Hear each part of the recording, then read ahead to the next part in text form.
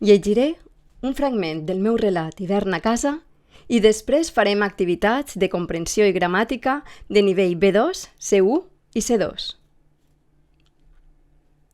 Les parets del menjador començaven a escalfar-se gràcies a la xemeneia que presidia l'estança amb un aire presumptuós que pertanyia més a un passat misericordiós que a un present indesxifrable. Les flames parpellejaven il·luminant de forma tènue i intermitent el rostre de la Laia, que mirava aquell espectacle absorta com si fos la primera vegada que veiés els troncs recaragolar-se sota un patiment malèfic i incontrolable. S'acaronà suaument les galtes calentes i molsudes, que adquirien un color rogenc semblant a un estat d'embriaguesa imminent, i s'adonà que aquella sensació no li resultava estranya, ni l'olor de fum i brasa que es quedava enganxada en cada racó de la casa durant tot l'hivern. Sa mare l'observava mentre capcinejava el seu cos lentament en el balancí de la iaia Maria.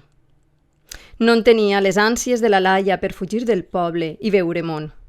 Un món aliè a ella i que no li portaria res de bo a la llarga. Son pare l'havia consentida massa i estava segura que l'esperit de fuita que albergava el cos de la Laia havia estat provocat per les ganes de fugir d'ell.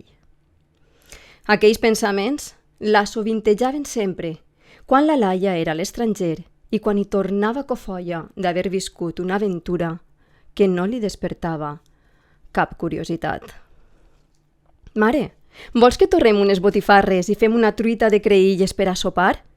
Sabia que sa mare acceptaria aquella idea de bon grat i seria una treva a les acostumades discussions que amenaçaven aflorar al cap de poc d'estar a casa.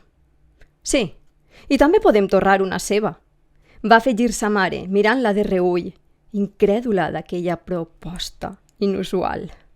Sa mare es va alçar del balancí amb un impuls ràpid i eficient i s'adreçà a la cuina dubtosa de la quantitat d'ous que quedaven al frigorífic i de l'estat de les creïlles que havia deixat al rebost feia una setmana.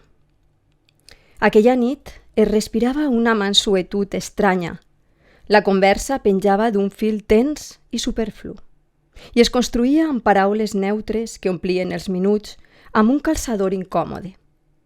La Laia no volia recordar la darrera nit que havia estat al poble i que havien sopat juntes, barrejant cada mos del sopar amb insults i retrets innecessaris que provocaven en el seu tarannà pacífic una sensació de malaltia que arrossegava durant mesos, una tristesa pegalosa i repulsiva que l'allunyava cada vegada més del seu poble.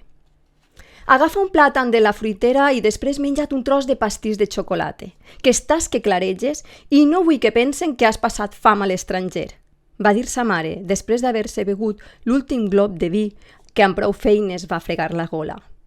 «Mare, no tinc més fam. M'he quedat bé», va dir amb un to asserenat. No pretenia obrir la caixa d'estrons, però tampoc volia semblar estúpida. «Estic com sempre. No m'he comprat roba en aquests mesos i faig el mateix pes que quan me'n vaig anar, 52 quilos. Bé, fes el que vulguis, però ja saps que sempre he pensat que amb un parell de quilos més faries més goig. Si t'ho dic és pel teu bé, filla, no facis eixa cara. Estic esgotada, mare, i encara he d'acabar de desfer la maleta. Demà serà un altre dia. La Laia va agafar els plats que quedaven a la taula i els va portar a la cuina. Quan va entrar al menjador, s'apropà a sa mare i li va fer un bes a la galta. Sa mare la va mirar i els seus llavis s'aproparen a la galta de la Laia, però a mig camí el seu rostre deixà d'avançar. I la Laia es va quedar amb la galta freda i trista. «Bona nit. Bona nit, filla», va mussitar la dona mentre doblegava les estovalles. Fins ací, i el proper dia una miqueta més. Adeu!